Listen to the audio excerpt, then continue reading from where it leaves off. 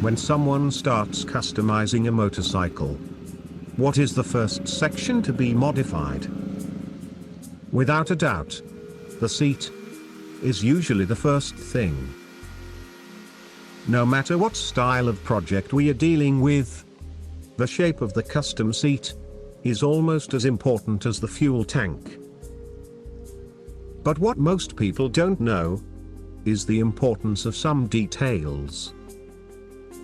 Some of them are so discreet that only after several years of experience we may be able to see them.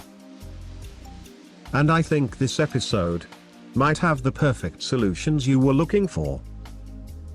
Essentially, here you will find great tips to reach the perfect shape, the perfect proportions, and the perfect lines. Welcome to Racertv. If you don't have experience customizing motorcycles, it is almost certain some things will go wrong, especially on the aesthetic side. And why is it so easy to make mistakes? Because this is not an exact science. Even science can't explain why most people think this seat looks better than this one. But somehow, you just know when it feels right. And here is a great example. This BMW was built several years ago. It was considered so beautiful that many others followed the same approach. What is interesting is that no one managed to replicate the exact same lines. At first sight, the seat section may look very simple. But I can assure you, it is much more complex than it seems. As you see here, both approaches are similar, but the end results are quite different. And here is why. Replacing the seat section on Photoshop, you can see that this line shouldn't be completely horizontal. And this triangular section should be smaller, to prevent the shock absorber from being too vertical. The height of the seat should obviously be thinner and completely parallel along its space. But even with these changes, you can see that it still isn't as beautiful as this version. Although the fuel tanks are different, if you look closely, you'll see that the big difference is in the overall silhouette of the motorcycle. And here's what is missing. Lowering the suspension is the key to improve everything. Notice how this BMW has become more elegant and apparently longer. So, let's now try another seat with a more conventional style. Yes, this bike looks excellent. But after a while, we begin to see that something could be improved. And here it is. Rounding out the curvature of this tube and reducing the seat height on the rear makes everything look more consensual. I would say it makes the seat lines more fluid and elegant. And now, let's see one of the most common custom seats we can find.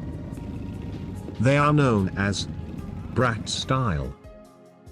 Although it is far from my personal taste, I understand that most people see it as the only option to carry a passenger.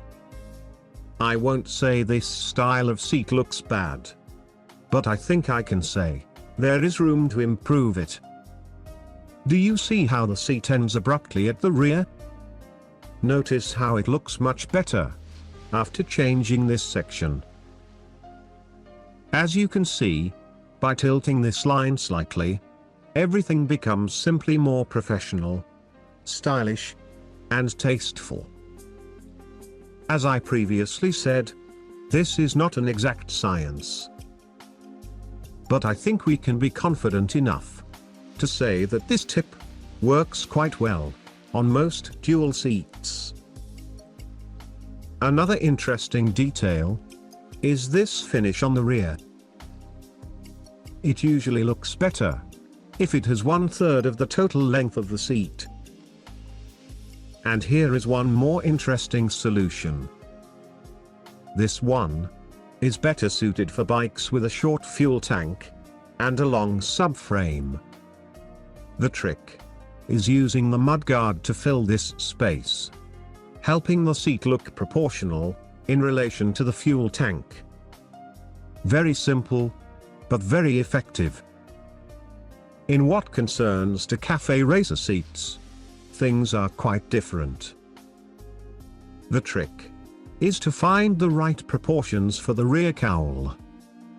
I already explained this several years ago. You can find the video on this link.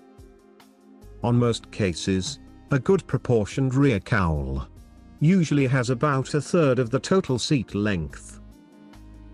But there are some specific situations in which the rear cowl can be bigger than this, or even smaller. And again, there is definitely not an exact way to explain it. As most people usually say, beauty is in the eye of the beholder. But somehow, on the custom scene, and whatever the style of bike, there is always a popular shape for the seat. In other words, the perfect format, which for most people, makes the bike more desirable and unique. Right now, some of you are probably asking, what about solo seats, or bobber seats if you prefer? To be honest, I think there is not much science about them. They can be thin, for a more vintage style, or thicker, if used in something more modern. For several years, I tried to discover a methodology to determine the most suitable size for this type of seats. And my conclusion is, there is no method. It's all a matter of personal taste, and some common sense, as to whether the seat will match the style of the motorcycle. I sincerely hope that you have enjoyed all the tips shown. All my suggestions should be interpreted as help for your project, and not as a criticism. Overall, I hope you understood that small changes can make a big difference. Thank you for watching Racertv. And as always, I hope to see you on the next video.